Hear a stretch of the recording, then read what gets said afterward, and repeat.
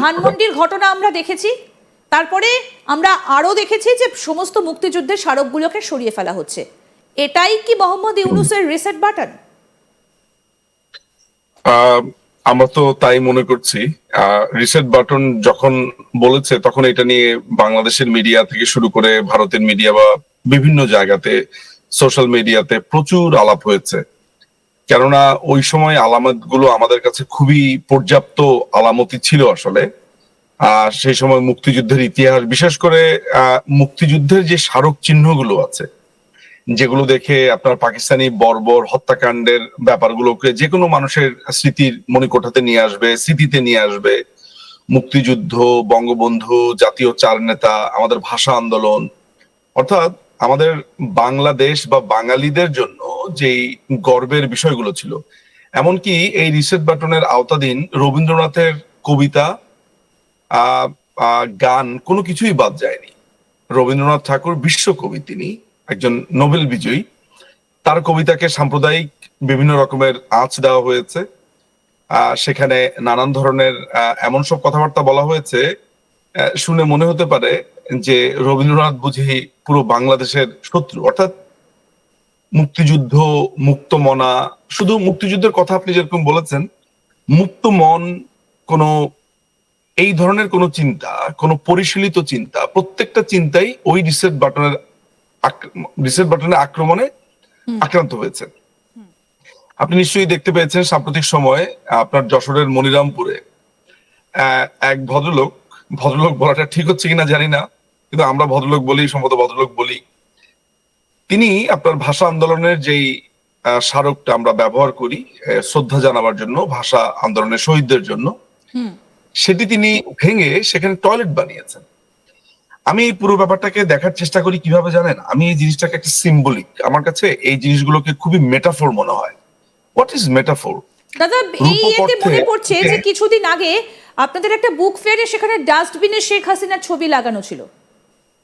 হ্যাঁ, আপনি চিন্তা করতে পারেন যে এগুলো কি ভাবনা, চিন্তা, হ্যাঁ, মানে আপনি যখন এটা বলছেন তখন আপনাকে মনে হয় এটা ভাবার আগে এটা চিন্তা করতে হবে যে চিন্তার এই লেভেলের দৈন্যতা কেন, বা এই ভয়ঙ্কর লেভেলে এত নোংরা ভাবে কিছু মানুষ কিভাবে চিন্তা করতে পারে যে বাংলাদেশের প্রধানমন্ত্রী, এবং মজার ব্যাপার হলো যে এই ঘটনাতে প্রধানমন্ত্রীর বিরোধিতা করেছেন এমন অনেক মানুষও অবশ্য প্রতিবাদ করেছেন। এটা হয়তোবা একটা আশার কথা, কিন্তু যারা করেছেন তারা নিজেদেরকে আবার সেই জায়গাটাতে তারা আবার যুক্তিও দিচ্ছেন যে তারা একটি অসাধারণ কর্ম করেছেন। আপনি শুনলে অবাক হবেন যে আমাদের যে মেট্রোটা আছে, ঢাকাতে যে মেট্রোটা চালু হয়েছে সাম্প্রতিক সময়, সেইখানে আপনার মেট্রোর যে কার্ড আছে, যেটাকে পাঞ্চ করে যাত্রীরা ঢোকেন, সেই কার্ডের ভেতরে আপনার আমাদের জাতীয় স্মৃতিসৌধ, আপনি নিশ্চয়ই জেনে থাকবেন, জাতীয় স্মৃতিসৌধ হচ্ছে যে 30 লক্ষ শহীদের বিনিময়ে যে বাংলাদেশ, তাদেরকে শ্রদ্ধা জানাবার জন্য সাভারে একটি বিশাল একটা এরকম স্মৃতিসৌধ আছে, হিউজ, যেটি 7টা মিনার দিয়ে 7 রকমের আমাদের ঘটনাকে, জাতীয় ঘটনাগুলোকে প্রকাশ করে, এবং সেখানে অজ্ঞাতনামা অসংখ্য শহীদের সমাধিস্থল আছে।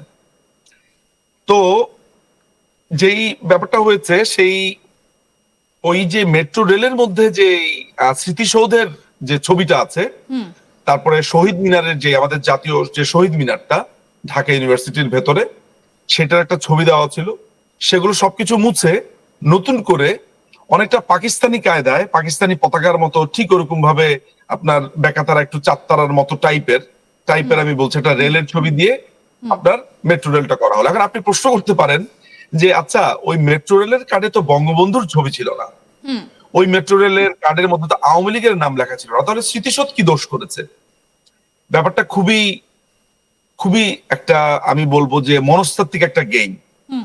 আপনি যদি ধরুন স্মৃতিসৌধ দেখেন, মুক্তিযুদ্ধের কোন স্মারক দেখেন যেখানে বঙ্গবন্ধু নেই, আপনি প্রশ্ন করবেন মুক্তিযুদ্ধ নিয়ে, জানতে চাইবেন, জানতে জানতে একটা পর্যায়ে বঙ্গবন্ধু আপনার সামনে হাজির হবে, কারণ ইতিহাসটা তো ওইভাবেই আসে।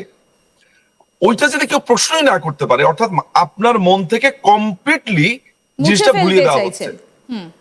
তারা বলছেও এটা যে আমরা মানে বঙ্গবন্ধুর নাম নিশানা সমস্ত কিছু তারা মুছে ফেলবে। তো এই পদ্ধতিটা তারা কার কাছ থেকে শিখেছে? এই পদ্ধতিগুলো শিখেছে আমরা এর আগেও দেখেছি, হিটলার বাহিনীর এই ধরনের অপরাধের কর্মকাণ্ড দেখেছি, মুসোলিনির কর্মকাণ্ড দেখেছি। অর্থাৎ ফেসিজম এত ভয়ঙ্কর আকারে গেড়ে বসেছে যে মাঝে মধ্যে মনে হচ্ছে যে মানে জন্মই কি তাহলে এই দেশে আজন্ম পাপ। আপনার দাউদ হায়দারের একটা বিখ্যাত কবিতা ছিল, জন্মই যেন আমার আজন্ম পাপ। তো ব্যাপারটা হয়ে গেছে যে বাংলাদেশটা এমন একটা ভূমি হয়ে গেছে যেখানে সুস্থ চিন্তা, একজন 78 ইয়ার্স ওল্ড একজন ভদ্র মহিলা যিনি বাংলাদেশের প্রধানমন্ত্রী, নিম্ন স্তরের চিন্তা ভাবনা এমন লেভেলে নেমেছে যে তার ছবি আপনার ডাস্টবিনে লাগিয়ে দিচ্ছে। ব্যাপারটা এমন কি ধরনের যেন ভাবনা চিন্তা যে রাজনীতিগতভাবে এক দলের আরেক দলকে পছন্দ নাই হতে পারে, কিন্তু সেখানে এইরকম ভাবে অপদস্থ করবে তাই বলে। এক্স্যাক্টলি। দেখুন, আমি উদাহরণের ক্ষেত্রে অনেকে খুব পশ্চিমা বিশ্বের উদাহরণ দেয়, এটা দেয় সেটা দেয়। দেখুন, ভারতেও কিন্তু রাজনৈতিক আপনার দ্বিমত আছে, দ্বৈরথ আছে, ভারতেও দ্বিচারিতা আছে, একজন একটা বলছেন আরেকজন পাল্টা কথা বলছেন। ভারতে কি এই ধরনের নোংরামি হয়? আমি অন্তত পক্ষে দেখিনি। না, কখনো না। দাদা, এখান থেকে একটা প্রশ্ন আমার জানতে ইচ্ছে করছে যে ঢাকা বিশ্ববিদ্যালয়, ঢাকা ইউনিভার্সিটি তো একেবারে বিপ্লবের পীঠস্থান। এখান থেকেই তো প্রত্যেকটা ক্ষেত্রে প্রত্যেকটা সময় আমরা দেখেছি যে বিপ্লবগুলো গড়ে উঠেছিল। তাহলে কি ঢাকা ইউনিভার্সিটিকেও ধুলোয় মিশিয়ে দেওয়ার চেষ্টা চলবে? যদিও আমি আপনার সাথে একটু দ্বিমত পোষণ করি যে ঢাকা ইউনিভার্সিটিকে আমি বিপ্লবের পীঠস্থান এখন আর মনে করি না। এটি মূলত একটি উচ্চতর মাদ্রাসাতে পরিণত হয়েছে। সেটা এখন হয়েছে এই মুহূর্তে দাঁড়িয়ে, কিন্তু হয়েছে। এতদিন, কিন্তু এর আগে পর্যন্ত তো বিপ্লবের পীঠস্থানই ছিল। মানে দেখুন, ওই জায়গাতে মধুর ক্যান্টিনে আপনার মধুদা, আমাদের বিখ্যাত যে যিনি মুক্তিযুদ্ধের সময় শহীদ হয়েছিলেন, মধুদার ক্যান্টিনের ভেতরেও ভাঙচুর করা হয়েছে 5ই অগস্টের পরপর। ঢাকা ইউনিভার্সিটিতে মুক্তিযুদ্ধের অসংখ্য স্মৃতিচিহ্ন ছিল, সেগুলোকে নানানভাবে ভাঙচুর করা হয়েছে। এমনকি তারা যেটা করেছে মানে খুবই আশ্চর্য একটা ব্যাপার, 5ই অগস্টের পরে রাজু ভাস্কর্যে আপনার বিপ্লবী এক নারীর ভাস্কর্য ছিল, সেই নারীর মাথাতে গিয়ে হিজাব লাগিয়ে দিয়েছে। ছবিটা আপনাকে পাঠালে আপনি খুবই বিস্মিত হতেন। ছবিটা আমার কাছে আছে আসলে, মোবাইলে একটু পেছনে গেলেই পাওয়া যাবে।